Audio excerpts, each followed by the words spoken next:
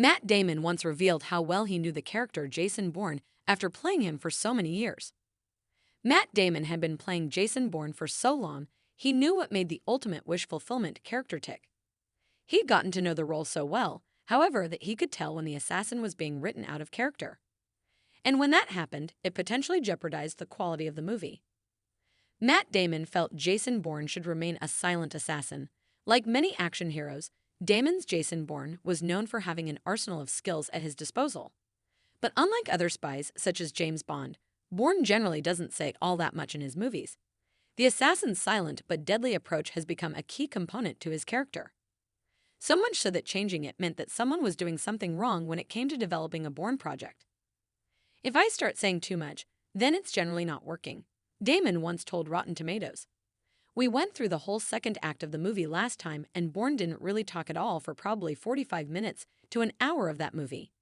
So contriving people for him to talk to is a mistake. It just doesn't feel right. It feels like he should be on his own. The difficulty lies in trying to tell a story. The way you'd normally tell a story is through the characters talking to one another. Damon further explained how he and his team had to work around Bourne's lack of dialogue, especially when it came to letting audiences know what was going on in his movies. Yeah, it's definitely challenging to try to relate plot that way, Damon said. And that's why the B-side of our story normally has a lot of Johnny Explainer scenes, and on the B-side, because there are computers all around them, and they're going, what's he doing? And it's I think he's doing this, or well, I think he's doing that. To kind of help because on this side of the story, we don't tend to fill in the blanks very well. Still, Damon shared that playing such a silent character could be a problem for the franchise's director Paul Greengrass. It's a bigger challenge for Paul because I can walk around and think about whatever I want to think about, but it's not going to make any sense unless he puts me in some kind of context that explains what I'm doing, Damon said. An actor can sit there and think about his dog dying, but if you cut to a shot of a roast turkey, people are going to think he's hungry, so it's really up to the director to contextualize what the actor's doing, or else I'm just the guy who's walking around, brooding. Matt Damon only had 25 lines in the last Jason Bourne movie. The first time Damon was cast as Bourne in Bourne Identity, the film's director, Tony Gilroy, felt the need to warn him. Gilroy was worried that Damon wouldn't be comfortable playing a character he said so little. However, Damon couldn't have been more receptive to the idea. Although in the Bourne Identity, he probably said more in that film than he did in any of its sequels.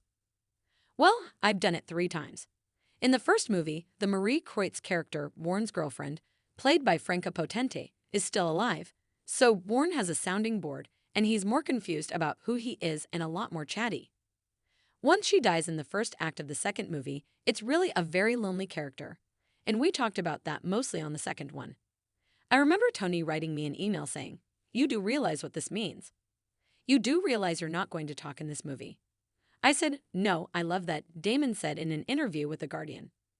However, with the 2016 sequel Jason Bourne, Damon only had 25 lines to say in the entire 2-hour movie.